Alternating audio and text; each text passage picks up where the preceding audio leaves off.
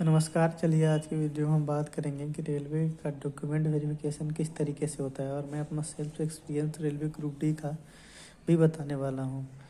तो किस तरीके से होता है वो अच्छे से जानेंगे। हमारे साथ जैसे कि जब आप पीईटी पास कर लेते हैं तो जो कि मैं पहले ही वीडियो बना चुका हूँ पीईटी का। जब आप पीईटी पास कर लेते हैं तो पास होने के बाद आपको एक पार्टिकुलर डेट दिया जाता है डॉक्यूमेंट वेरिफिकेशन करवाने का, और उसके लिए एक अलग एडमिट कार्ड भी जारी किया जाता है। तो अगर आपने ओबीसी से फॉर्म भरा है, खास करके इन चीज़ों का कुछ ज़्यादा ध्यान देना चाहिए। OBC certificate, SC ST certificate, caste certificate, इसमें बहुत ज़्यादा लोग गलती करते हैं। ये पार्टिकुलरली सेंट्रल वाला चाहिए होता है, लोग स्टेट वाला लेके चले जाते हैं, तो यहाँ बहुत ज़्यादा गलतियाँ होती है।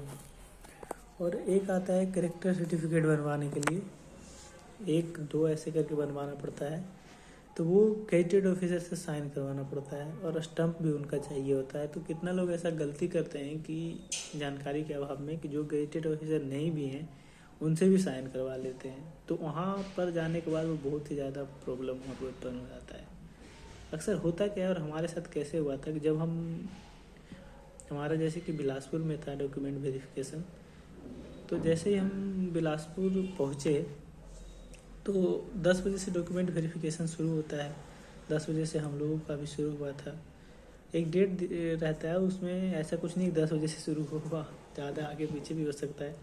सभी लड़कों को एक हॉल में बैठाया गया और बहुत अच्छे तरीके से बताया गया कि अगर आप कोई भी फर्जी तरीके से यहाँ तक पहुँच भी गए हैं तो आप पहले से ही साइड हो जाए, नहीं तो आप पर अगर पकड़े जाएंगे तो आप पर गलत मतलब कानूनी कार्रवाई की जाएगी गलत तरीके से यहाँ तक पहुँचने के लिए। तो अक्सर ही वहाँ तक जो लोग पहुँचते हैं वो सही रहते हैं। तो आपका होता क्या है कि जैसे आपने 10th बेस पे भरा है, 12th बेस पे भरा है या ग्रेजुएशन बेस पे भरा है। अगर आप 10th बेस पे भरे हैं तो आपको 10th का ओरिजिनल सर्टिफिकेट और मार्कशीट, 12th का ओरिजिनल सर्टिफिकेट, और ग्रेजुएशन से अगर आपने फॉर्म फिलअप किया है तो ग्रेजुएशन का ओरिजिनल सर्टिफिकेट चाहिए। और सबसे ज़्यादा बेसिकली इन सब चीज़ों पर एक चीज़ ध्यान देने योग्य बात ये होती है कि जो आपने फॉर्म में नाम दिया है वही फॉर्म हर एक जगह मैच करना चाहिए। अगर आपका नाम हर एक जगह मैच नहीं कर रहा है, जैसे आपका नाम, आपका डेट ऑफ बर्थ, आपका फादर्स नेम, ये 3 चीज़ें बहुत ही ज़्यादा मतलब एसेंशियल है मैच करना। अगर ये आपका मैच नहीं कर रहा है तो शायद वहाँ से आपको बाहर निकाल दिया जाए या फिर आपको समय दिया जाए, अगर अच्छा आपका ये रहा तो, कि आप 2 दिन के अंदर इसको एफिडेविट करवा के लाइए। अक्सर लोगों को गलत भी रहता है, बाय मिस्टेक फॉर्म में पिताजी के नाम में गलत हो जाता है, अपने नाम में गलत हो जाता है, तो उसके लिए लोग एफिडेविट बनवा के ले जाते हैं, तो वो काम कर जाता है वहाँ पे।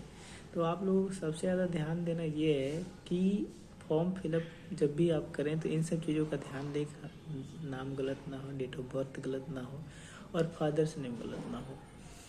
तो सबसे पहले पार्टिकुलरली तरीके से चेक किया जाता है डॉक्यूमेंट में, जैसे कि आपका सर्टिफिकेट, आपका आधार कार्ड, पैन कार्ड, मतलब हर एक चीज़ को आपको चेक किया जाता है कि आप जेन्यून हो कि नहीं हो, आप ऐसे ही गलत तरीके से नहीं आ गए। आपका जो पहला CBT 1 का जो आपने परीक्षा दिया था, वो जो आपको रिसिप्ट मिलती है आधी रिसीविंग, वो पीटी आपने पास करके आया, वो हर एक चीज़ को आपको बहुत बारीकी से चेक किया जाता है। और आपका फिंगरप्रिंट, हर एक चीज़ वहाँ से फिर से लिया जाता है और बहुत ही बारीकी से चेक किया जाता है।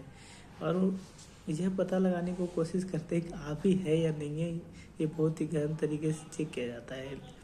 और ज़्यादा कुछ बेसिकली होता नहीं है। और हम लोग साथ में कुछ लड़के के पास कास्ट सर्टिफिकेट स्टेट वाला था, तो उनको टाइम दिया गया था कि आप 5 दिन या 6 दिन के अंदर में इसको सही कर लें, सही करके आ जाएं, या तो 10 दिन के अंदर में आप जमा कर लें। कुछ भाई हमारे थे जो कैरेक्टर सर्टिफिकेट सही से ना कर पाए थे, तो उनको भी टाइम दिया गया था कि आप कैरेक्टर सर्टिफिकेट इतने से इतने समय में आप जमा कर दें। डॉक्यूमेंट वेरिफिकेशन में बेसिकली और ज़्यादा कुछ तो होता नहीं है, पर हाँ ये चीज़ का आपको बहुत ज़्यादा ध्यान देना चाहिए कि अगर आप डॉक्यूमेंट वेरिफिकेशन के लिए जा रहे हैं तो आप हर एक चीज़ को अपने बारीकी से चेक कर लें। आप ऐसे नहीं है कि आज भाई हमारा 10 दिन बाद डॉक्यूमेंट वेरिफिकेशन है तो हम कुछ चीज़ों का ध्यान नहीं दे रहे, अगर कुछ गलत भी है तो कुछ कर नहीं रही हैं, उसका पहले से ही इन्फॉर्मेशन ले लें। जो कभी डॉक्यूमेंट वेरिफिकेशन कराएं हैं, अगर आपका कुछ गलत है तो उनसे जानकारी ले लें कि इसके लिए हमें क्या करना चाहिए, ताकि आपको वहाँ से परेशान होने की ज़रूरत ना पड़े। कितने भाई का तो बहुत दूर होता है तो वो बहुत ज़्यादा परेशान हो जाते हैं। तो इसलिए आप लोग जब भी डॉक्यूमेंट वेरिफिकेशन के लिए करवाने के लिए जाएं तो बहुत अच्छे तरीके से आप चेक कर लें हर एक चीज़ों को कि कुछ गलत तो नहीं है, मेरा फादर्स नेम, मेरा डेट ऑफ बर्थ, मेरा नेम, ये सब कहीं मेरे एडमिट कार्ड जैसे 10th के सर्टिफिकेट पे कुछ और है, फॉर्म में कुछ और फिलअप कर दिया गया है। तो ये सारी चीज़ों का आपको ध्यान देना बहुत ही आवश्यक है।